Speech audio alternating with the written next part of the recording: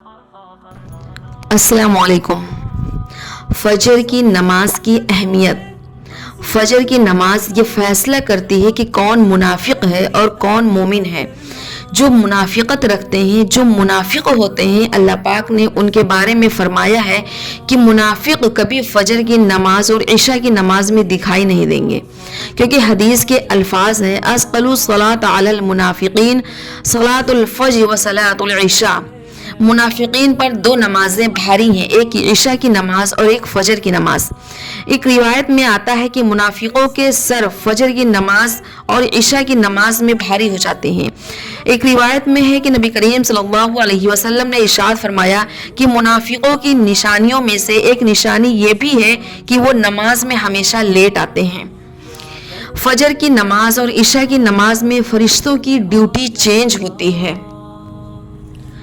जब सुबह फजर की नमाज हो रही होती है तो फरिश्ते आ जाते हैं, और जो फरिश्ते पूरी रात इंसानों के साथ रहे हैं वो चले जाते हैं।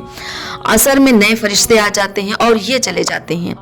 जब फरिश्ते वापस अल्लाह पाक के पास पहुंचते हैं तो फरिश्तों से अल्लाह पाक सवाल करते हैं कि मेरे बंदे को किस हाल में छोड़ कर आए हो।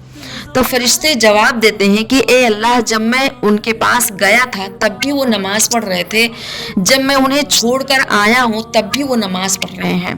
तो अल्लाह पाक फरिश्तों से कहते हैं कि तुम इस बात का गवाह रहना कि ये नमाजी हैं, मैंने उन्हें माफ़ किया।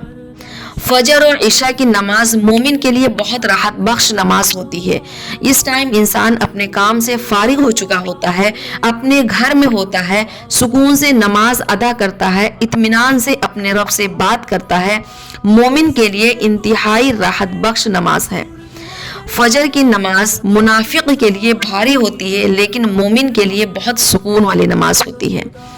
बंदा सुबह सुबह एकदम फ्रेश उठता है, अपनी ज़रूरियात से फारिग होकर सबसे पहले अपने रब के सामने हाथ बांधकर खड़ा हो जाता है, अपने रब से बातें करता है। नमाज के बाद अपने पूरे दिन की अमन और सुकून की दुआएं करता है, कुरान पढ़ता है। कुरान के एक एक लफ्ज़ पर अल्लाह पाक उसे ढेरों नेकियां दे रहे होते हैं, और दिन का आगाज़ करने से पहले वो शख्स अपने रब के यहाँ आरज़ी लगा चुका होता है।